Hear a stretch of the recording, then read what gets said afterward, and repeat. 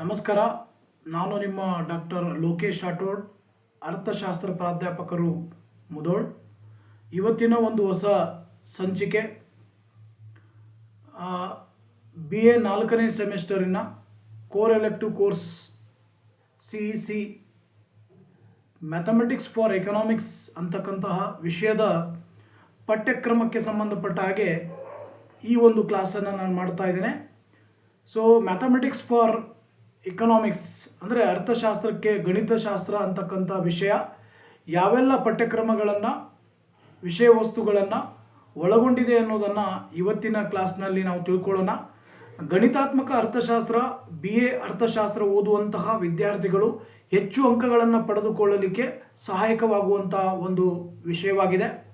ಮುಂಬರುವ ದಿನಗಳಲ್ಲಿ ಕೈಗಾರಿಕಾ ಕ್ಷೇತ್ರಗಳಲ್ಲಿ ಮತ್ತು ಇಂಡಿಯನ್ ಎಕನಾಮಿಕ್ಸ್ ಸರ್ವಿಸ್ ಹಾಗೂ ಸ್ಟ್ಯಾಟಿಸ್ಟಿಕಲ್ ಇನ್ಸ್ಪೆಕ್ಟರ್ ಹುದ್ದೆಗಳನ್ನು ಪಡೆದುಕೊಳ್ಳಲಿಕ್ಕೆ ಬಹಳಷ್ಟು ಅನುಕೂಲಕರವಾಗಿರ್ತಕ್ಕಂಥ ವಿಷಯ ಗಣಿತಾತ್ಮಕ ಅರ್ಥಶಾಸ್ತ್ರ ಅಂತಕ್ಕಂಥದ್ದನ್ನು ನಾವು ತಿಳ್ಕೊಳ್ಬೇಕಾಗ್ತದೆ.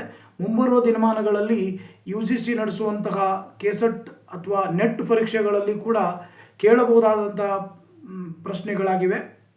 ಹಾಗಾಗಿ BA 4ನೇ ಸೆಮಿಸ್ಟರ್ನಲ್ಲಿ ಇರುವಂತಹ ಮ್ಯಾಥಮೆಟಿಕ್ಸ್ ಫಾರ್ ಎಕನಾಮಿಕ್ಸಲ್ಲಿ ಯಾವ ಸಿಲೆಬಸ್ ಅಂದರೆ ಅಲ್ಲಿ ಪಠ್ಯಕ್ರಮ ಏನೇನಿದೆ ಅನ್ನೋದನ್ನು ಇವತ್ತಿನ ಒಂದು ಸಂಚಿಕೆಯಲ್ಲಿ ನಾನು ಹೇಳ್ತಾ ಇದ್ದೇನೆ. ಬಾಗಲಕೋಟೆ ವಿಶ್ವವಿದ್ಯಾಲಯದ ಎಲ್ಲ ಮಹಾವಿದ್ಯಾಲಯದ ವಿದ್ಯಾರ್ಥಿಗಳಿಗೆ ಇದು ಅನುಕೂಲವಾಗಲಿದೆ ಎನ್ನುವ ಒಂದು ಮಾಹಿತಿಯನ್ನು ನನ್ನ ಯೂಟ್ಯೂಬ್ ಚಾನಲ್ ಮೂಲಕ ಈ ಒಂದು ಮಾಹಿತಿಯನ್ನು ಹಂಚಿಕೊಳ್ತಾ ಇದ್ದೇನೆ.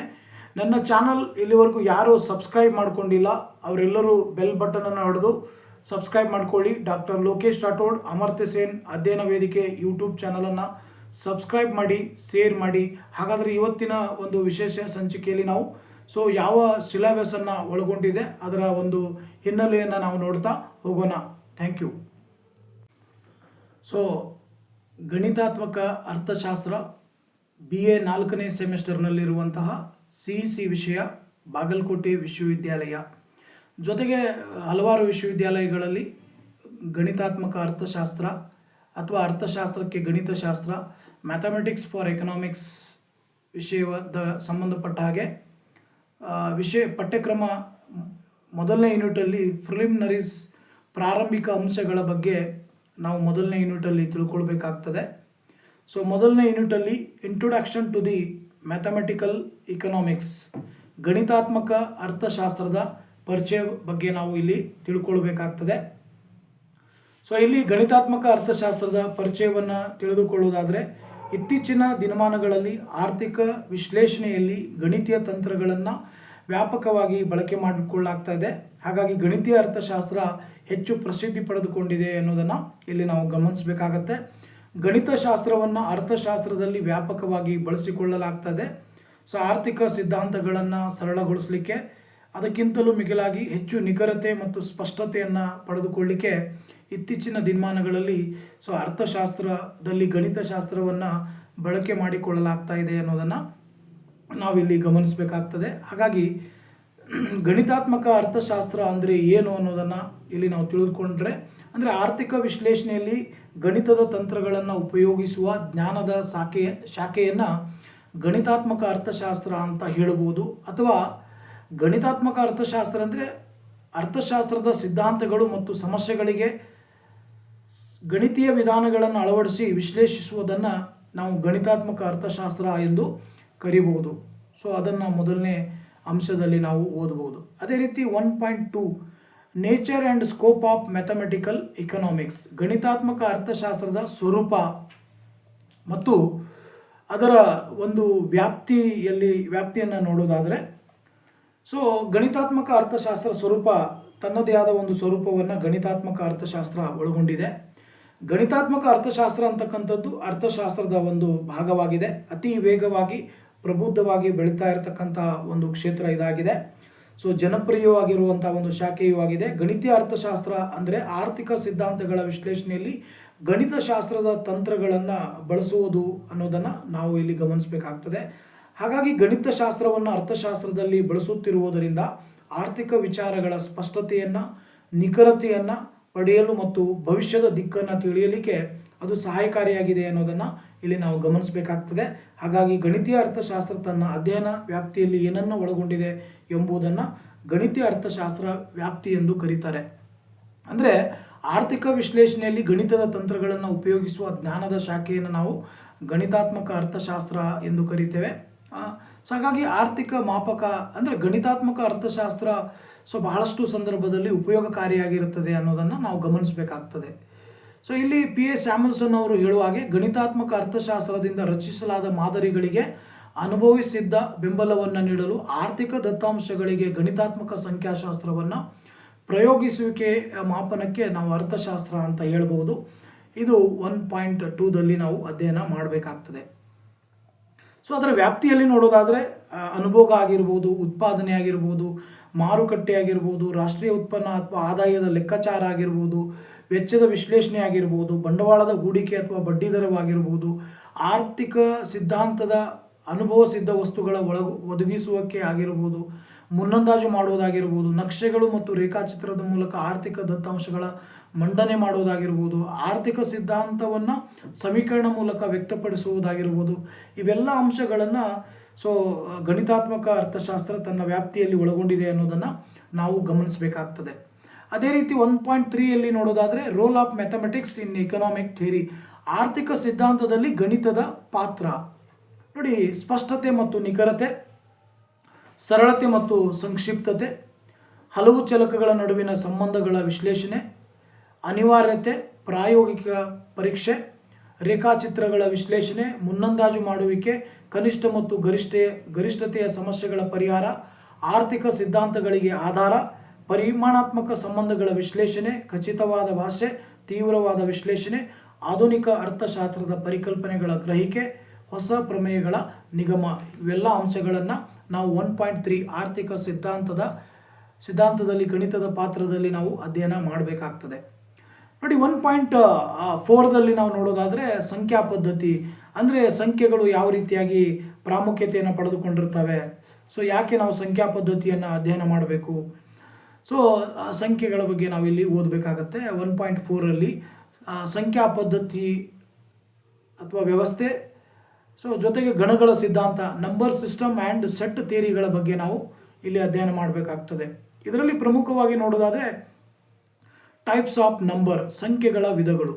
ಸಂಖ್ಯೆಗಳು ಹಲವಾರು ರೀತಿಯ ವಿಧಗಳನ್ನು ಒಳಗೊಂಡಿದ್ದಾವೆ. ನೋಡಿ, ನ್ಯಾಚುರಲ್ ನಂಬರ್ಸ್, ನ್ಯಾಚುರಲ್ ನಂಬರ್ಸ್ ಅಥವಾ ಸ್ವಾಭಾವಿಕ ಸಂಖ್ಯೆಗಳು ಅಂದರೆ ದಿನನಿತ್ಯದಲ್ಲಿ ಬಳಕೆ ಇರುವಂಥ ಸಂಖ್ಯೆಗಳನ್ನು ನಾವು ಸ್ವಾಭಾವಿಕ ಸಂಖ್ಯೆಗಳು ಅಂತ ನಾವು ಕರೀಬೋದು. ಅದೇ ರೀತಿ ಪ್ರಕಾರದಲ್ಲಿ ನೋಡೋದಾದರೆ ರಿಯಲ್ ನಂಬರ್ಸ್, ನೈಜ ಸಂಖ್ಯೆಗಳು. ಅಂದರೆ ನೈಜ ಸಂಖ್ಯೆ ಅಂದರೆ ಭಾಗವಾಗುವ ಮತ್ತು ಭಾಗವಾಗದ ಸಂಖ್ಯೆಗಳು. Rational and irrational numbers, that is called real numbers. ಇವುಗಳ ಬಗ್ಗೆ ನಾವು ಇಲ್ಲಿ ಅಧ್ಯಯನ ಮಾಡ್ತೇವೆ. ಪೂರ್ಣಾಂಕಗಳ ಬಗ್ಗೆ ನಾವು ಇಲ್ಲಿ ಓದ್ತೇವೆ. ಪೂರ್ಣಾಂಕಗಳು ಅಂದರೆ ಏನು, ಮತ್ತು ಇರ್ಯಾಷನಲ್ ನಂಬರ್ಸ್, ಲಬ್ಧವಾಗದ ಸಂಖ್ಯೆಗಳ ಬಗ್ಗೆ ನಾವು ತಿಳ್ಕೊಳ್ಬೇಕಾಗ್ತದೆ. ಕಾಂಪ್ಲೆಕ್ಸ್ ನಂಬರ್, ಸಂಕೀರ್ಣ ಸಂಖ್ಯೆಗಳ ಬಗ್ಗೆ ನಾವು ತಿಳ್ಕೊಳ್ಬೇಕಾಗ್ತದೆ. ಇದು 1.4ದಲ್ಲಿ ನಾವು ಅಧ್ಯಯನ ಮಾಡಬೇಕಾಗಿರ್ತಕ್ಕಂತಹ ಒಂದು ವಿಷಯ ವಸ್ತು. ಅದೇ ರೀತಿ 1.5ಅಲ್ಲಿ ನಾವು ತಿಳ್ಕೊಳ್ಬೇಕಾಗಿರ್ತಕ್ಕಂಥ ವಿಷಯ ಕಾನ್ಸೆಪ್ಟ್ ಆಫ್ ಸೆಟ್, ಗಣಗಳ ಒಂದು ಪರಿಕಲ್ಪನೆಗಳ ಬಗ್ಗೆ ನಾವು ಇಲ್ಲಿ ಅಧ್ಯಯನ ಮಾಡಬೇಕಾಗ್ತದೆ. ಏನು ಗಣ ಅಂದರೆ ಏನು, ಅಲ್ಲಿ ಗಣಗಳ ಅರ್ಥ ಏನು, ಒಂದೇ ರೀತಿಯ ಗುಣಲಕ್ಷಣಗಳನ್ನು ಹೊಂದಿರುವ ಯಾವುದೇ ವಸ್ತುಗಳ ಸಂಖ್ಯೆ ಅಥವಾ ಜನರ ಗುಂಪನ್ನು ನಾವು ಗಣ ಎಂದು ಕರೆಯುತ್ತೇವೆ. ಉದಾಹರಣೆಗೆ ಕುಟುಂಬಗಳಾಗಿರ್ಬೋದು, ಅಥವಾ ಗುಂಪುಗಳಾಗಿರ್ಬೋದು, ಅಥವಾ ಜನರ ಸಂಘ ಆಗಿರ್ಬೋದು, ಅಥವಾ ಜನರ ಗುಂಪುಗಳಾಗಿರ್ಬೋದು. ಇವೆಲ್ಲದರ ಬಗ್ಗೆ ನಾವು ಅಧ್ಯಯನ ಮಾಡಿದರೆ ಅದಕ್ಕೆ ನಾವೇನಂತ ಕರಿಬೋದು, ಗಣಗಳು ಅಂತ ಕರಿಬೋದು. ಗಣಗಳಲ್ಲಿ ಯಾವೆಲ್ಲ ಪ್ರಕಾರಗಳಿದ್ದಾವೆ, ಯಾವ ಪ್ರಕಾರಗಳನ್ನು ಗಣಗಳು ಒಳಗೊಂಡಿದೆ. ಪರಿಮಿತ ಅಥವಾ ನಿಶ್ಚಿತ ಗಣ, ಅನಂತ ಗಣ, ಏಕಧಾತು ಗಣ, ಶೂನ್ಯ ಗಣ, ವಿಶ್ವಗಣ, ಅಧೀನ ಗಣ, ಶುದ್ಧ ಅಧೀನ ಗಣ, ಸರಿಸಮ ಗಣ, ಸಮಾನ ಪರಿಮಾಣ ಗಣ, ಹೀಗೆ ಇನ್ನೂ ಹಲವಾರು ರೀತಿಯ ಗಣಗಳನ್ನು ಒಳಗೊಂಡಿದೆ ಅನ್ನೋದನ್ನು ಇಲ್ಲಿ ನಾವು ಗಮನಿಸಬೇಕಾಗ್ತದೆ. ಮುಂಬರುವ ತರಗತಿಗಳಲ್ಲಿ ಇದರ ವಿವರಣೆಯನ್ನು ಕೊಡ್ತಾ ಇದ್ದೇನೆ. ಅದೇ ರೀತಿ ಯೂನಿಯನ್ ಆಫ್ ಸೆಟ್ಸ್, ಗಣಗಳ ಸಂಯೋಗ. ಗಣಗಳ ಸಂಯೋಗದ ಬಗ್ಗೆ ಕೂಡ ನಾವು ಇಲ್ಲಿ ಅಧ್ಯಯನವನ್ನು ಮಾಡಬೇಕಾಗ್ತದೆ.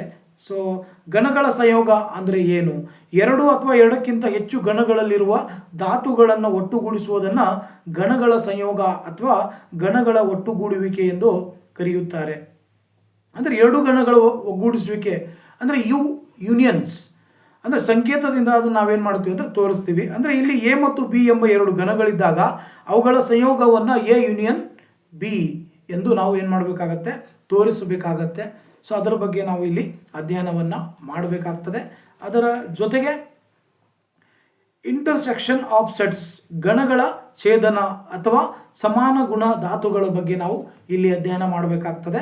ಎರಡು ಅಥವಾ ಎರಡಕ್ಕಿಂತ ಹೆಚ್ಚು ಗಣಗಳಲ್ಲಿರುವ ಸಾಮಾನ್ಯವಾಗಿ ಕಾಣಿಸಿಕೊಳ್ಳುವ ಧಾತುಗಳು ಅಥವಾ ಗಣಾಂಶಗಳ ಗಣವನ್ನು ಗಣಗಳ ಛೇದನ ಎಂದು ಕರೆಯುತ್ತಾರೆ. ಸೊ ಇದು ಇಂಟರ್ಸೆಕ್ಷನ್ ಚಿಹ್ನೆಯನ್ನು ಇಲ್ಲಿ ಗಣಗಳ ಛೇದನ ಸಂದರ್ಭದಲ್ಲಿ ಬಳಕೆ ಮಾಡಿಕೊಳ್ಳಲಾಗತ್ತೆ ಅನ್ನೋದನ್ನು ನಾವು ಗಮನಿಸಬೇಕಾಗತ್ತೆ. ಹೀಗೆ ಮೊದಲನೇ ಅಧ್ಯಾಯದ ಪೂರ್ಣ ಪ್ರಮಾಣದಲ್ಲಿ ಸೊ ಇದು ಥಿಯರಿಯಾಗಿರುತ್ತೆ. ಇದರಲ್ಲಿ ಸ್ವಲ್ಪ ಲೆಕ್ಕಾಚಾರ ಬರೋದಾದರೆ 1.5 ಗಣಗಳ ಸಿದ್ಧಾಂತದಲ್ಲಿ ಸೊ ವೆನ್ ನಕ್ಷೆಗಳಿಗೆ ಸಂಬಂಧಪಟ್ಟ ಹಾಗೆ ಅಥವಾ ಸೊ ಯೂನಿಯನ್ ಆಫ್ ಸೆಟ್ ಮಾಡುವಾಗ ಅಥವಾ ಇಂಟರ್ಸೆಕ್ಷನ್ ಆಫ್ ಸೆಟ್ಸ್ ಮಾಡುವಾಗ ಕೆಲವೊಂದು ಉದಾಹರಣೆಗಳ ಲೆಕ್ಕಾಚಾರಕ್ಕೆ ನಾವು ಇಲ್ಲಿ ಬಳಸ್ಕೊಳ್ಬೋದು. ಸೊ ಹಾಗಾಗಿ ಗಣಿತಾತ್ಮಕ ಅರ್ಥಶಾಸ್ತ್ರ ಅತಿ ಸರಳ, ಅತಿ ಸುಲಭವಾಗಿ ಅರ್ಥ ಮಾಡಿಕೊಂಡು ಸೊ ಪರೀಕ್ಷೆಗಳಲ್ಲಿ ಹೆಚ್ಚು ಅಂಕಗಳನ್ನು ಪಡ್ಕೊಳ್ಳಿಕ್ಕೆ ಸಹಾಯಕಾರಿಯಾಗ್ತದೆ. ನಮಸ್ಕಾರ. ಗಣಿತಾತ್ಮಕ ಅರ್ಥಶಾಸ್ತ್ರ ಬಗ್ಗೆ ನಾವು ಚರ್ಚೆ ಮಾಡ್ತಾ ಇದ್ದೀವಿ. 2ನೇ ಅಧ್ಯಾಯದಲ್ಲಿ ಇರುವಂತಹ ಪಠ್ಯಕ್ರಮವನ್ನು ಚರ್ಚೆ ಮಾಡೋಣ. 2ನೇ ಅಧ್ಯಾಯ ಎಕನಾಮಿಕ್ ಫಂಕ್ಷನ್ಸ್, ಆರ್ಥಿಕ ಬಿಂಬಕಗಳು ಸಂಬಂಧಪಟ್ಟ ಹಾಗೆ ಅದರಲ್ಲಿ 2.1ನಲ್ಲಿ ಎಕನಾಮಿಕ್ಸ್ ಫಂಕ್ಷನ್, ಆರ್ಥಿಕ ಬಿಂಬಕಗಳು ಬಗ್ಗೆ ನಾವು ಇಲ್ಲಿ ಅಧ್ಯಯನ ಮಾಡಬೇಕಾಗ್ತದೆ. ನೋಡಿ, ಇಲ್ಲಿ ಆರ್ಥಿಕ ಬಿಂಬಕಗಳನ್ನು ಅಧ್ಯಯನ ಮಾಡುವಂಥ ಸಂದರ್ಭದಲ್ಲಿ ಬಿಂಬಕ ಅಂದರೆ ಏನು ಅನ್ನೋದನ್ನು ನಾವು ಸ್ಪಷ್ಟವಾಗಿ ತಿಳ್ಕೊಳ್ಬೇಕಾಗ್ತದೆ. ಸ್ಥಿರ ಮತ್ತು ಚಲ ಸಂಖ್ಯೆಗಳನ್ನೊಳಗೊಂಡ ಒಂದು ಸಮೀಕರಣವನ್ನು ನಾವೇನಂತ ಕರಿತೀವಿ ಅಂದರೆ ಬಿಂಬಕ ಅಂತ ಕರಿಬೋದು. ಸೊ ಇಲ್ಲಿ ಇನ್ನೊಂದು ರೀತಿಯಲ್ಲಿ ಹೇಳೋದಾದರೆ 2 ಅಥವಾ ಎರಡಕ್ಕಿಂತ ಹೆಚ್ಚು ಚಲಕಗಳ ನಡುವಿನ ಸಂಬಂಧವನ್ನು ಬಿಂಬಕದ ಮೂಲಕ ವಿವರಿಸುವುದಕ್ಕೆ ಬಿಂಬಕ ಎಂದು ಕೂಡ ನಾವು ಕರಿಬಹುದು. ಈಗ ಉದಾಹರಣೆಗೆ D = F ಇನ್ ಬ್ರಾಕೆಟ್. ಸೊ ಡಿ ಅಂತಕ್ಕಂಥದ್ದು ಏನಾಗಿದೆ, ಅವಲಂಬಿತ ಚಲಕವಾಗಿದೆ. ಪಿ ಅಂತಕ್ಕಂಥದ್ದು ಸ್ವತಂತ್ರ ಚಲಕವಾಗಿದೆ. ಅಂದರೆ ಬೇಡಿಕೆಯು ಯಾವಾಗಲೂ ಬೆಲೆ ಮೇಲೆ ಅವಲಂಬನೆಯಾಗಿದೆ ಅನ್ನೋದನ್ನು ಇಲ್ಲಿ ನಾವು ಅಧ್ಯಯನ ಮಾಡ್ತೀವಿ. ಹಾಗಾಗಿ ಆರ್ಥಿಕ ಬಿಂಬಕಗಳು ಯಾವ ರೀತಿಯಾಗಿ ಇದ್ದಾವೆ ಅನ್ನೋದನ್ನು ನಾವು ಅಧ್ಯಯನ ಮಾಡಬೇಕಾಗ್ತದೆ 2.1ನಲ್ಲಿ. ಅದೇ ರೀತಿಯಾಗಿ 2.2 ಸೊ ಡಿಮ್ಯಾಂಡ್ ಫಂಕ್ಷನ್, ಬೇಡಿಕೆಯ ಬಿಂಬಕದ ಬಗ್ಗೆ ನಾವು ಇಲ್ಲಿ ಅಧ್ಯಯನ ಮಾಡಬೇಕಾಗ್ತದೆ. ಸೊ 2ನೇ ಅಂಶ 2.2 ಡಿಮ್ಯಾಂಡ್ ಫಂಕ್ಷನ್, ಬೇಡಿಕೆಯ ಬಿಂಬಕದ ಬಗ್ಗೆ ನಾವು ಇಲ್ಲಿ ತಿಳ್ಕೊಳ್ಬೇಕಾಗ್ತದೆ. ಯಾಕಂದರೆ ಈ ಬೇಡಿಕೆ ಬಿಂಬಕ ಅಂತಕ್ಕಂಥದ್ದು ಬೆಲೆ ಮತ್ತು ಬೇಡಿಕೆಯ ನಡುವೆ ಇರತಕ್ಕಂತಹ ಸಂಬಂಧವನ್ನು ವಿವರಿಸುವ ಬಿಂಬಕಕ್ಕೆ ಅಥವಾ ಸಮೀಕರಣಕ್ಕೆ ನಾವೇನಂತ ಕರಿಬಹುದು, ಬೇಡಿಕೆ ಬಿಂಬಕ ಎಂದು ನಾವು ಕರಿಬಹುದು. ಸೊ ಬೇಡಿಕೆ ಬಿಂಬಕ ಬಹಳಷ್ಟು ಸಂದರ್ಭದಲ್ಲಿ ತನ್ನದೇ ಆದ ಪ್ರಾಮುಖ್ಯತೆಯನ್ನು ಪಡೆದುಕೊಂಡಿರುತ್ತೆ. ಸೊ ಈಗ ಉದಾಹರಣೆಗೆ D = F ಇನ್ ಬ್ರಾಕೆಟ್ P. ಸೊ ಈ ಸಮೀಕರಣ ಯಾವ ರೀತಿಯಾಗಿ ಪ್ರಾಮುಖ್ಯತೆ ಪಡೆದುಕೊಂಡಿದೆ ಅನ್ನೋದನ್ನು ಇಲ್ಲಿ ನಾವು ಓದ್ತೀವಿ 2.2 ಅಧ್ಯಾಯ 2ರಲ್ಲಿ. ಅದೇ ರೀತಿ 2.3 ಸಪ್ಲೈ ಫಂಕ್ಷನ್, ಪೂರೈಕೆಯ ಬಿಂಬಕ ಅಥವಾ ನೀಡಿಕೆಯ ಬಿಂಬಕ ಅಂತ ಕೂಡ ಅದನ್ನು ಕರೀತಾರೆ. ಇದು ಏನು ಹೇಳುತ್ತೆ, ಬೆಲೆ ಮತ್ತು ಪೂರೈಕೆಯ ನಡುವೆ ಸಂಬಂಧವನ್ನು ವಿವರಿಸಲಿಕ್ಕೆ ಅಥವಾ ವಿವರಿಸುವ ಬಿಂಬಕಕ್ಕೆ ಅಥವಾ ಸಮೀಕರಣಕ್ಕೆ ನಾವು ನೀಡಿಕೆಯ ಬಿಂಬಕ ಅಥವಾ ಪೂರೈಕೆ ಬಿಂಬಕ ಅಂತ ಹೇಳ್ತೇವೆ. ಇಲ್ಲಿ ಬೆಲೆ ಮತ್ತು ಪೂರೈಕೆ ಎರಡೂ ನೇರವಾದ ಸಂಬಂಧವನ್ನು ಹೊಂದಿರ್ತಾ ಇವೆ ಅನ್ನೋದನ್ನು ಇಲ್ಲಿ ನಾವು ಗಮನಿಸಬೇಕಾಗ್ತದೆ. ಸೊ ಹಾಗಾಗಿ ಪೂರೈಕೆ ಯಾವ ರೀತಿಯಾಗಿ ಸಂಬಂಧವನ್ನು ಹೊಂದಿದೆ ಅನ್ನೋದನ್ನು ಇಲ್ಲಿ ನಾವು ಕೆಲವು ಉದಾಹರಣೆಗಳನ್ನು ತೆಗೆದುಕೊಂಡು ಸೊ ಲೆಕ್ಕಾಚಾರವನ್ನು ಮಾಡಬೇಕಾಗ್ತದೆ ಸಪ್ಲೈ ಫಂಕ್ಷನ್ನಲ್ಲಿ. ಸೊ ಅದೇ ರೀತಿಯಾಗಿ ಸೊ ನೆಕ್ಸ್ಟ್ ಮುಂದುವರೆದ ಅಂಶ ಪ್ರೊಡಕ್ಷನ್ ಫಂಕ್ಷನ್, ಉತ್ಪಾದನಾ ಬಿಂಬಕ. ನೋಡಿ, ಉತ್ಪಾದನಾ ಬಿಂಬಕ ಅಂತಕ್ಕಂಥದ್ದು ಕೂಡ ಇಲ್ಲಿ ಪ್ರಮುಖವಾದ ಸ್ಥಾನವನ್ನು ಪಡೆದುಕೊಂಡಿರ್ತಕ್ಕಂಥ ಒಂದು ವಿಷಯ ವಸ್ತುವಾಗಿದೆ 2ನೇ ಅಧ್ಯಾಯದಲ್ಲಿ. ನೋಡಿ, ಇಲ್ಲಿ ಉತ್ಪಾದನಾ ಬಿಂಬಕ ಅಂತಕ್ಕಂಥದ್ದು ಉತ್ಪಾದನಾಂಗಗಳು ಮತ್ತು ಉತ್ಪನ್ನಗಳ ನಡುವೆ ಸಂಬಂಧವನ್ನು ವಿವರಿಸುವ ಬಿಂಬಕಕ್ಕೆ ನಾವೇನಂತ ಕರಿಬೋದು, ಉತ್ಪಾದನಾ ಬಿಂಬಕ ಅಂತ ಕರಿಬೋದು. ನೋಡಿ, ಹಲವಾರು ರೀತಿಯ ಉತ್ಪಾದನಾಂಗಗಳಿದ್ದಾವೆ. ಆ ಉತ್ಪಾದನಾಂಗಗಳು ಮತ್ತು ಉತ್ಪನ್ನಗಳ ನಡುವೆ ಯಾವ ರೀತಿಯ ಸಂಬಂಧ ಇರ್ತದೆ ಅನ್ನೋದನ್ನು ಸೊ ಉತ್ಪಾದನಾ ಬಿಂಬಕ ಅಂತಕ್ಕಂಥದ್ದು ಇಲ್ಲಿ ತಿಳಿಸ್ತದೆ. ಸೊ ಅದನ್ನು ನಾವು ಇಲ್ಲಿ ಅಧ್ಯಯನ ಮಾಡಬೇಕಾಗ್ತದೆ. ಅದೇ ರೀತಿಯಾಗಿ 2.5ಅಲ್ಲಿ ಕಾಸ್ಟ್ ಫಂಕ್ಷನ್, ಸೊ ವೆಚ್ಚ ಬಿಂಬಕದ ಬಗ್ಗೆ ನಾವು ಇಲ್ಲಿ ಅಧ್ಯಯನವನ್ನು ಮಾಡಬೇಕಾಗ್ತದೆ. ನೋಡಿ, ಇಲ್ಲಿ ವೆಚ್ಚ ಬಿಂಬಕವು ಉತ್ಪನ್ನದ ಪ್ರಮಾಣ ಮತ್ತು ವೆಚ್ಚದ ನಡುವಿನ ಸಂಬಂಧವನ್ನು ಸೂಚಿಸುತ್ತದೆ. ಅದನ್ನು ನಾವೇನಂತ ಕರಿಬೋದು, ವೆಚ್ಚ ಬಿಂಬಕ ಅಂತ ಕೂಡ ನಾವು ಅದನ್ನು ಕರಿಬಹುದು. ಸೊ ವೆಚ್ಚದ ಬಿಂಬಕ ಬಗ್ಗೆ ನಾವು ಇಲ್ಲಿ 2ನೇ ಅಧ್ಯಾಯದಲ್ಲಿ ಅಧ್ಯಯನವನ್ನು ಮಾಡಬೇಕಾಗ್ತದೆ. ಅದೇ ರೀತಿಯಾಗಿ ರೆವಿನ್ಯೂ ಆ್ಯಂಡ್ ಪ್ರಾಫಿಟ್ ಫಂಕ್ಷನ್, ಆದಾಯ ಮತ್ತು ಲಾಭದ ಬಿಂಬಕದ ಬಗ್ಗೆಯೂ ಕೂಡ ನಾವು ಅಧ್ಯಯನ ಮಾಡಬೇಕಾಗ್ತದೆ. ನೋಡಿ, ಆದಾಯ ಬಿಂಬಕ ಅಂದರೆ ಪ್ರತಿ ಘಟಕದ ಉತ್ಪನ್ನದ ಮಾರಾಟ ಬೆಲೆ ಮತ್ತು ಆದಾಯದ ನಡುವೆ ಇರತಕ್ಕಂಥ ಸಂಬಂಧವನ್ನು ವಿವರಿಸಲಿಕ್ಕೆ ಆದಾಯ ಬಿಂಬಕ ಏನಾಗುತ್ತೆ ಅಂದರೆ ಸಹಾಯಕಾರಿಯಾಗಿರುತ್ತೆ. ಅಂದರೆ ನಿರ್ದಿಷ್ಟ ಬೆಲೆಯಲ್ಲಿ ಉತ್ಪನ್ನವನ್ನು ಹೆಚ್ಚು ಹೆಚ್ಚು ಮಾರಾಟ ಮಾಡಿದಂತೆ ಆದಾಯ ಏನಾಗುತ್ತೆ ಅಂದರೆ ಹೆಚ್ಚಾಗುತ್ತೆ, ಹಾಗೆ ಕಡಿಮೆ ಮಾರಾಟ ಮಾಡಿದರೆ ಆದಾಯ ಏನಾಗುತ್ತೆ, ಕಡಿಮೆ ಆಗುತ್ತೆ ಅನ್ನೋದನ್ನು ಈ ಒಂದು ಪರಿಕಲ್ಪನೆಯಲ್ಲಿ ನಾವು ತಿಳ್ಕೊಳ್ಬಹುದು. ಅದೇ ರೀತಿಯಾಗಿ ಲಾಭದ ಬಿಂಬಕ ಅಂದರೆ ನೋಡಿ, ಲಾಭದ ಬಿಂಬಕ ಒಟ್ಟು ಆದಾಯ ಮತ್ತು ಒಟ್ಟು ವೆಚ್ಚಗಳ ನಡುವಿನ ವ್ಯತ್ಯಾಸವನ್ನು ತೋರಿಸುವಂಥ ಬಿಂಬಕವಾಗಿದೆ. ಅಂದರೆ ಒಟ್ಟು ವೆಚ್ಚ ಮತ್ತು ಒಟ್ಟು ಆದಾಯ ಮತ್ತು ಒಟ್ಟು ವೆಚ್ಚಗಳ ನಡುವೆ ಯಾವ ರೀತಿಯ ವ್ಯತ್ಯಾಸ ಇರ್ತದೆ ಅನ್ನೋದನ್ನು ಇದು ತಿಳಿಸುತ್ತೆ. ಅಂದರೆ ಆದಾಯ ಮತ್ತು ವೆಚ್ಚಗಳ ನಡುವೆ ವ್ಯತ್ಯಾಸ ಹೆಚ್ಚಾದಂತೆ ಲಾಭ ಹೆಚ್ಚಾದರೆ ವ್ಯತ್ಯಾಸ ಕಡಿಮೆ ಆದರೆ ಲಾಭವು ಕೂಡ ಏನಾಗುತ್ತೆ ಅಂದರೆ ಅಲ್ಲಿ ವ್ಯತ್ಯಾಸವಾಗುತ್ತದೆ ಅನ್ನೋದನ್ನು ಈ ಒಂದು ಬಿಂಬಕದಲ್ಲಿ ನಾವು ಅಧ್ಯಯನ ಮಾಡುತ್ತೇವೆ. ಅದೇ ರೀತಿಯಾಗಿ ಅನುಭೋಗ ಬಿಂಬಕ, ಕನ್ಸಂಪ್ಷನ್ ಫಂಕ್ಷನ್, ಇದು ಕೂಡ ಒಂದು ಬಿಂಬಕವಾಗಿರ್ತದೆ. ಅನುಭೋಗ ಬಿಂಬಕ ಆದಾಯ ಮತ್ತು ಅನುಭೋಗದ ನಡುವೆ ಇರತಕ್ಕಂತಹ ಸಂಬಂಧವನ್ನು ವಿವರಣೆ ಮಾಡಲಿಕ್ಕೆ ಇದನ್ನು ಬಳಕೆ ಮಾಡ್ತಾರೆ. ಅಂದರೆ ಇಲ್ಲಿ ಆದಾಯ ಹೆಚ್ಚಾದಂತೆ ಅನುಭೋಗ ಹೆಚ್ಚಾಗುತ್ತೆ, ಆದಾಯ ಕಡಿಮೆ ಆದಾಗ ಸೊ ಅನುಭವವು ಕೂಡ ಕಡಿಮೆ ಆಗ್ತಾ ಹೋಗುತ್ತದೆ ಅನ್ನೋದನ್ನು ಸೊ ಇಲ್ಲಿ ನಾವು ಅಧ್ಯಯನ ಮಾಡಬಹುದು. C = F ಇನ್ ಬ್ರಾಕೆಟ್ Y. ಅಂದರೆ ಇಲ್ಲಿ C ಅಂದರೆ ಅನುಭೋಗ, Y ಅಂದರೆ ಇನ್ಕಮು. ಸೊ ಅನುಭೋಗ ಎದ್ರ ಮೇಲೆ ಡಿಪೆಂಡ್ ಆಗಿದೆ, ಸೊ ಆದಾಯದ ಮೇಲೆ ಅವಲಂಬನೆಯಾಗಿದೆ ಅನ್ನೋದನ್ನು ನಾವು ಗಮನಿಸಬಹುದು. ಇದು 2ನೇ ಅಧ್ಯಾಯದ ಪಠ್ಯಕ್ರಮ. ಸೊ ಅತಿ ಸರಳವಾಗಿದೆ, ಪರೀಕ್ಷೆಯಲ್ಲೂ ಕೂಡ ಹೆಚ್ಚು ಅಂಕಗಳನ್ನು ಪಡೆದುಕೊಳ್ಳಿಕ್ಕೆ ಸಹಾಯಕವಾಗುತ್ತೆ. ಧನ್ಯವಾದ. 3ನೇ ಅಧ್ಯಾಯಕ್ಕೆ ಸಂಬಂಧಪಟ್ಟ ಹಾಗೆ ಅಪ್ಲಿಕೇಶನ್ಸ್ ಆಫ್ ಎಕನಾಮಿಕ್ ಫಂಕ್ಷನ್ಸ್, ಆರ್ಥಿಕ ಬಿಂಬಕಗಳ ಅನ್ವಯ ಅನ್ನೋದನ್ನು ಇಲ್ಲಿ 3ನೇ ಅಧ್ಯಾಯದಲ್ಲಿ ನಾವು ಅಧ್ಯಯನ ಮಾಡಬೇಕಾಗ್ತದೆ. ಸೊ ಈ 3ನೇ ಅಧ್ಯಾಯ ಏನಿದೆ ಅಂದರೆ ಸ್ವಲ್ಪ ಲೆಕ್ಕಾಚಾರ ಮಾಡೋದಿರುತ್ತದೆ. ಅಂದರೆ ಯಾವ ರೀತಿಯಾಗಿ ಅಂದರೆ ಮೊದಲನೇದಾಗಿ ನೋಡೋದಾದರೆ 3.1ನಲ್ಲಿ ಗ್ರಾಫ್ ಆಫ್ ಎಕನಾಮಿಕ್ ಫಂಕ್ಷನ್ಸ್, ಆರ್ಥಿಕ ಬಿಂಬಕಗಳ ರೇಖಾಚಿತ್ರವನ್ನು ನಾವು ಮಾಡಬೇಕಾಗ್ತದೆ. ಸೊ ಇಲ್ಲಿ ಡಿಮ್ಯಾಂಡ್ ಮತ್ತು ಸಪ್ಲೈಗೆ ಸಂಬಂಧಪಟ್ಟ ಹಾಗೆ ಕೆಲವು ಉದಾಹರಣೆಗಳನ್ನು ಕೊಡಲಾಗ್ತದೆ. ಸೊ ಅವುಗಳನ್ನು ನಾವೇನು ಮಾಡಬೇಕಾಗತ್ತೆ ಅಂದರೆ ಲೆಕ್ಕಾಚಾರ ಮಾಡಲಿಕ್ಕೆ ಬಳಕೆ ಮಾಡಿಕೊಳ್ಬೇಕಾಗ್ತದೆ. ಉದಾಹರಣೆಯನ್ನು ನೋಡೋದಾದರೆ, ಈಗ ಉದಾಹರಣೆಗೆ QD = 14 - 3P ಇದು ಬೇಡಿಕೆಯ ಸಮೀಕರಣವಾಗಿದೆ. ಸೊ ಬೆಲೆ P0, P1, P3, P4 ಇದ್ದಾಗ ನಾವು ಅಂಕಿಗಳ ಸಹಾಯದಿಂದ ಬೇಡಿಕೆ ಪಟ್ಟಿ ಮತ್ತು ರೇಖಾಚಿತ್ರವನ್ನು ರಚನೆ ಮಾಡುವಂತಹ ಉದಾಹರಣೆಗಳಿರ್ತವೆ. ಅದೇ ರೀತಿ ಸೊ ಇದೇ ರೀತಿಯಾಗಿ ಪೂರೈಕೆಯಲ್ಲೂ ಕೂಡ ಹಲವು ಉದಾಹರಣೆಗಳನ್ನು ಇಲ್ಲಿ ಕೇಳಬಹುದು. ಉದಾಹರಣೆಗೆ ಕೇಳೋದಾದರೆ QS = 2P + 3 ಇದು ಪೂರೈಕೆ ಸಮೀಕರಣವಾಗಿದೆ. ಬೆಲೆ 1 ಇದ್ದಾಗ ಅಥವಾ ಬೆಲೆ 2 ಇದ್ದಾಗ, 3 ಇದ್ದಾಗ, 4 ಅಥವಾ 5 ಇದ್ದಾಗ ಸೊ ಈ ಅಂಕಿಅಂಶಗಳ ಸಹಾಯದಿಂದ ಪೂರೈಕೆ ಪಟ್ಟಿ ಮತ್ತು ಅದರ ರೇಖಾಚಿತ್ರವನ್ನು ರಚನೆ ಮಾಡುವುದನ್ನು ನಾವು ಇಲ್ಲಿ ಅಧ್ಯಯನ ಮಾಡಬೇಕಾಗ್ತದೆ. ಗ್ರಾಫ್ ಆಫ್ ಎಕನಾಮಿಕ್ ಫಂಕ್ಷನಲ್ಲಿ ಅದನ್ನು ಲೆಕ್ಕಾಚಾರ ಮಾಡೋದರ ಮೂಲಕ. ಅದೇ ರೀತಿ ಸೊ 3.2ಅಲ್ಲಿ ಮಾರ್ಕೆಟ್ ಇಕ್ವಿಲಿಬ್ರಿಯಮ್ ಅಂದರೆ ಮಾರುಕಟ್ಟೆ ಸಮತೋಲನ ಅನ್ನೋದರ ಬಗ್ಗೆ ಇಲ್ಲಿ ನಾವು ಅಧ್ಯಯನ ಮಾಡಬೇಕಾಗ್ತದೆ. ಅಂದರೆ ಸಮತೋಲನ ಬೆಲೆಯನ್ನು ಬೇಡಿಕೆ ಮತ್ತು ಪೂರೈಕೆ ಬಿಂಬಕಕ್ಕೆ ವರ್ಗಾಯಿಸಿದಾಗ ನಮಗೆ ಏನಾಗುತ್ತೆ ಅಂದರೆ ಸಮತೋಲನ ಪ್ರಮಾಣ ಇಲ್ಲಿ ದೊರೆಯುತ್ತೆ ಅನ್ನೋದನ್ನು ನಾವು ಇಲ್ಲಿ ಗಮನಿಸಬೇಕಾಗ್ತದೆ. ಅಂದರೆ ಯಾವ ಹಂತದಲ್ಲಿ ಯಾವ ಸಂದರ್ಭದಲ್ಲಿ ಮಾರುಕಟ್ಟೆ ಸಮತೋಲನದಲ್ಲಿ ಇರುತ್ತೆ ಅನ್ನೋದನ್ನು ನಾವು ಇಲ್ಲಿ ತಿಳ್ಕೊಳ್ಬೇಕಾದ್ರೆ ಸೊ ಇದನ್ನು ನಾವು ಉದಾಹರಣೆಯ ಸಮೇತ ಸೊ ಏನು ಮಾಡಬೇಕಾಗತ್ತೆ ಅಂದರೆ ಲೆಕ್ಕಾಚಾರವನ್ನು ಮಾಡಬೇಕಾಗ್ತದೆ ಅನ್ನೋದನ್ನು ನಾವು ಇಲ್ಲಿ ಗಮನಿಸಬೇಕಾಗ್ತದೆ. ಇದು 3.2 ಸಂಬಂಧಪಟ್ಟ ಹಾಗೆ. ಅದೇ ರೀತಿ 3.3 ಇಕ್ವಿಲಿಬ್ರಿಯಮ್ ಪ್ರೈಸ್ ಆ್ಯಂಡ್ ಕ್ವಾಂಟಿಟಿ, ಇಲ್ಲಿ ನಾವು ಏನು ಮಾಡಬೇಕಾಗತ್ತಂದರೆ ಉದಾಹರಣೆಯನ್ನು ತೆಗೆದುಕೊಂಡು ಅದರ ಸಮತೋಲನ ಬೆಲೆ ಮತ್ತು ಪ್ರಮಾಣವನ್ನು ನಾವೇನು ಮಾಡಬೇಕಾಗತ್ತಂದರೆ ಸೊ ಉದಾಹರಣೆಗಳನ್ನು ತೆಗೆದುಕೊಂಡು ಲೆಕ್ಕಾಚಾರ ಮಾಡಬೇಕಾಗ್ತದೆ. ಅತಿ ಸರಳವಾಗಿ ಅದನ್ನು ನಾವು ಲೆಕ್ಕಾಚಾರ ಮಾಡಬಹುದು. ಅದೇ ರೀತಿಯಾಗಿ ಇದೇ ಅಧ್ಯಾಯದಲ್ಲಿ 3.4ಅಲ್ಲಿ impact of specific tax and subsidy on market equilibrium, ಅಂದರೆ ಮಾರುಕಟ್ಟೆ ಮೇಲೆ ತೆರಿಗೆ ಮತ್ತು ಸಹಾಯಧನಗಳ ಪರಿಣಾಮಗಳು ಯಾವ ರೀತಿ ಆಗ್ತವೆ. ಅಂದರೆ ಸರ್ಕಾರ ತಾನು ಆದಾಯ ಪಡೆಯುವ ದೃಷ್ಟಿಯಿಂದ ಸರಕುಗಳ ಮೇಲೆ ತೆರಿಗೆ ವಿಧಿಸಿ ಆದಾಯ ಪಡೆಯುತ್ತದೆ ಅನ್ನೋದನ್ನು ನಾವಿಲ್ಲಿ ಗಮನಿಸಬೇಕಾಗತ್ತೆ. ಸೊ ಅದೇ ರೀತಿ ಕೆಲವೊಂದು ಸರಕುಗಳ ಉತ್ಪಾದನೆ ಮತ್ತು ಬಳಕೆ ಉತ್ತೇಜಿಸಲಿಕ್ಕೆ ಸರ್ಕಾರ ಏನು ಮಾಡುತ್ತಂದರೆ ಸಬ್ಸಿಡಿಗಳನ್ನು ಕೂಡ ಒದಗಿಸುತ್ತೆ ಅನ್ನೋದನ್ನು ನಾವಿಲ್ಲಿ ಗಮನಿಸಬೇಕಾಗ್ತದೆ. ಅಂದರೆ ಇಲ್ಲಿ ಸರ್ಕಾರ ಉತ್ಪಾದಕನ ಮೇಲೆ ತೆರಿಗೆ ವಿಧಿಸಿದಾಗ ಸರಕಿನ ಬೆಲೆ ಹೆಚ್ಚಾಗುತ್ತೆ. ಅಂದರೆ ನಮ್ಮ ಮೇಲೆ ಏನಾದರೂ ಗೌರ್ಮೆಂಟ್ ಟ್ಯಾಕ್ಸ್ ಹಾಕಿದೆ ಅಂದುಕೊಂಡಾಗ ಆ ಟ್ಯಾಕ್ಸ್ ಹಾಕೋದ್ರಿಂದ ಏನಾಗುತ್ತೆ ಅಂದರೆ ಸರಕಿನ ಬೆಲೆ ಹೆಚ್ಚಾಗುತ್ತೆ ಅನ್ನೋದನ್ನು ನಾವಿಲ್ಲಿ ಗಮನಿಸಬೇಕಾಗತ್ತೆ.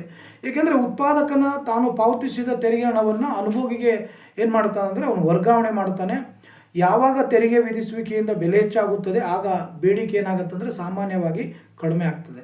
ಹಾಗಾಗಿ ಸರ್ಕಾರ ಸರಕಿನ ಉತ್ಪಾದನೆಗೆ ಸಹಾಯಧನ ನೀಡಿದಾಗ ಸರಕಿನ ಬೆಲೆ ಏನಾಗುತ್ತೆ ಅಂದರೆ ಕಡಿಮೆ ಆಗ್ತದೆ.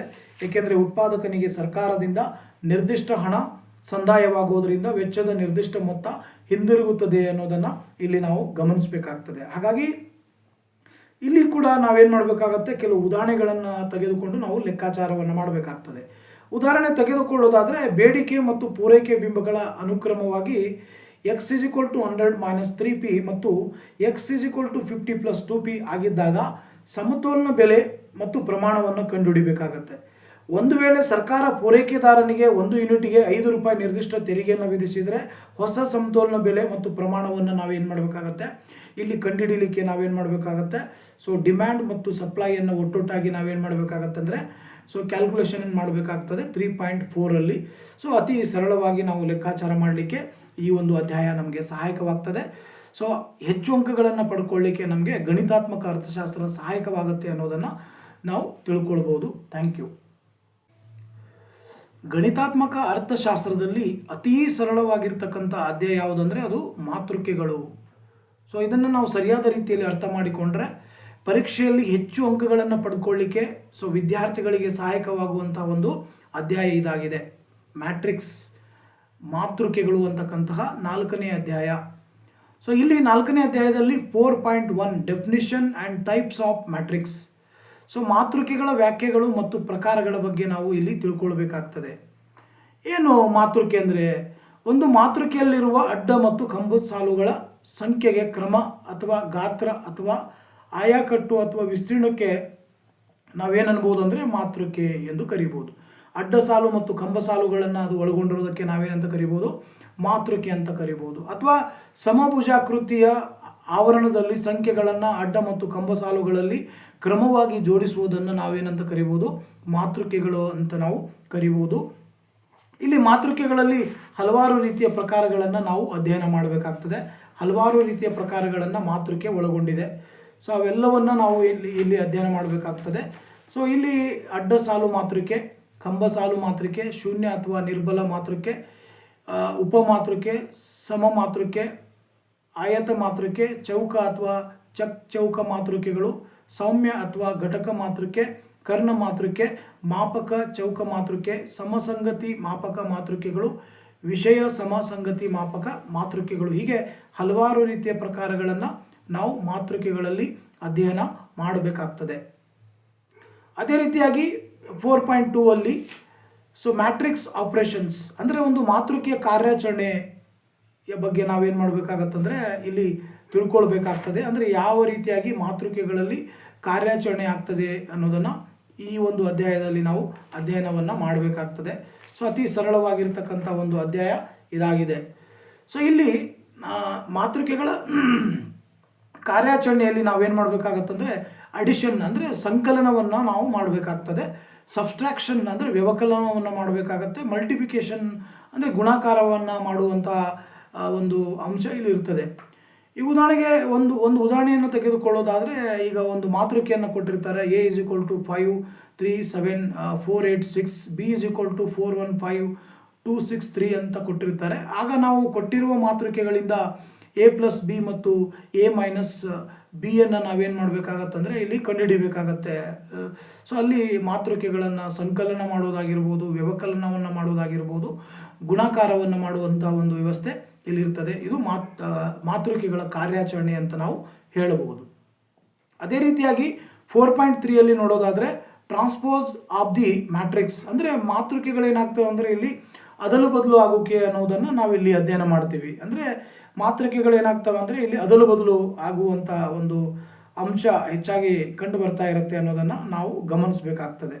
ಸೊ ಆ ಮಾತೃಕೆಗಳು ಯಾವ ರೀತಿಯಾಗಿ ಅದಲು ಬದಲು ಆಗ್ತವೆ ಅಂದರೆ AB ಮಾತೃಕೆಯಲ್ಲಿ BA ಮಾತೃ ರೂಪಕ್ಕೆ ನಾವೇನು ಮಾಡಬೇಕಾಗತ್ತಂದರೆ ಬದಲಾಯಿಸಬೇಕಾಗತ್ತಂದರೆ ಸೊ ನಿತ್ಯ ಅಥವಾ ಘಟಕ ಮಾತೃಕೆಗಳ ಅಂದರೆ ಪ್ರಧಾನ ಕರ್ಣಗಳ ಧಾತು ಮೌಲ್ಯ ಏನಾಗಿರುತ್ತೆ ಅಂದರೆ ಒಂದಾಗಿರುತ್ತೆ ಅನ್ನೋದನ್ನು ನಾವು ಇಲ್ಲಿ ಸೊ ಮಾತೃಕೆಗಳ ಧಾತುಗಳ ಅದಲು ಬದಲು ಅನ್ನೋದನ್ನು ನಾವಿಲ್ಲಿ ಓದಬೇಕಾಗ್ತದೆ. ಅದೇ ರೀತಿಯಾಗಿ ಡಿಟರ್ಮಿನೆಂಟ್ಸ್ ಆಫ್ ಮ್ಯಾಟ್ರಿಕ್ಸ್ ಅಂದರೆ ಸೊ ಈ ಮಾತೃಕೆಗಳ ನಿರ್ಣಾಯಕಗಳ ಬಗ್ಗೆ ನಾವು ಇಲ್ಲಿ ಅಧ್ಯಯನ ಮಾಡಬೇಕಾಗ್ತದೆ.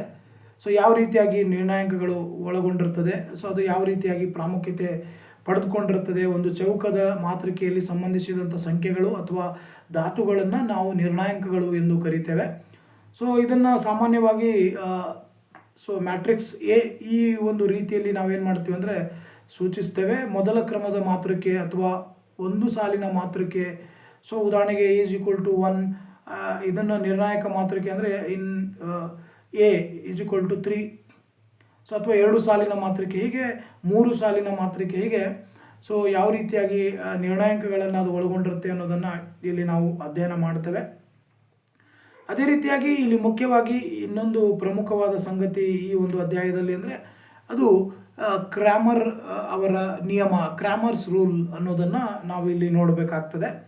ಈ ಕ್ರಾಮರ್ ನಿಯಮವನ್ನು ಬಳಕೆ ಮಾಡಿಕೊಂಡು ನಾವೇನು ಮಾಡಬೇಕಾಗತ್ತಂದರೆ ಕೆಲವು ಉದಾಹರಣೆಗಳನ್ನು ತೆಗೆದುಕೊಂಡು ಸೊ ನಾವು ಲೆಕ್ಕಾಚಾರವನ್ನು ಮಾಡಬೇಕಾಗ್ತದೆ. ಇದು 4ನೇ ಅಧ್ಯಾಯಕ್ಕೆ ಸಂಬಂಧಪಟ್ಟಂತಹ ಒಂದು ಪಠ್ಯಕ್ರಮ. ಸೊ ವಿದ್ಯಾರ್ಥಿಗಳು ತಿಳಿದುಕೊಳ್ಳಿ, BA ಪದವಿಯಲ್ಲಿ ಅರ್ಥಶಾಸ್ತ್ರ ವಿಷಯವನ್ನು ಆಯ್ಕೆ ಮಾಡಿಕೊಂಡಿರತಕ್ಕಂಥ ವಿದ್ಯಾರ್ಥಿಗಳು ಯಾವುದೇ ರೀತಿಯಲ್ಲಿ ಭಯಭೀತರಾಗಬೇಡಿ. ಯಾಕಂದರೆ ಅರ್ಥಶಾಸ್ತ್ರ ನೀವು BA ಪದವಿಯಲ್ಲಿ ಹೆಚ್ಚು ಅಂಕಗಳನ್ನು ಪಡ್ಕೊಳ್ಳಿಕ್ಕೆ ಸಹಾಯಕವಾಗುವಂಥ ಒಂದು ವಿಷಯ ವಸ್ತುವಾಗಿದೆ.